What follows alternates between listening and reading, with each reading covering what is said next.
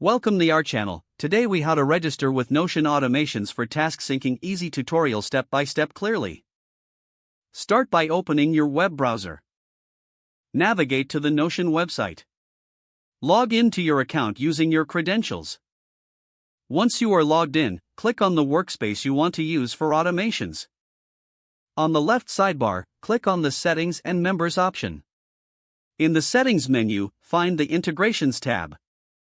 Click on the Integrations tab to view available options. Locate the Notion Automations section within the Integrations. Click on the Get Started button to begin the registration process.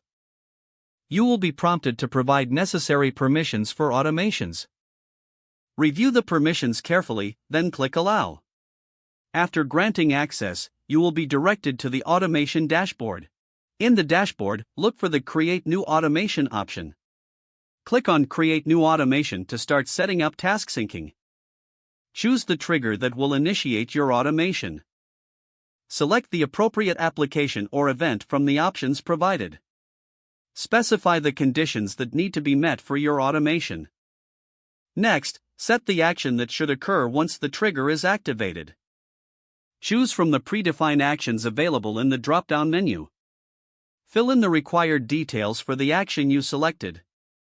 Once everything is set, double-check your automation configuration. Finally, click on the Save Automation button to complete the process. Your Notion automation is now registered and ready for task syncing. If the page does not load, refresh the browser or try again in a private or incognito window. Make sure you are using the correct email address, then retype it carefully to avoid small typos. If your password is not accepted, use the Reset option and create a new strong password you can remember.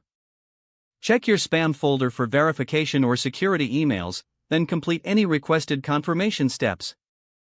Enable two-factor authentication if available to improve account security and reduce unauthorized access risk.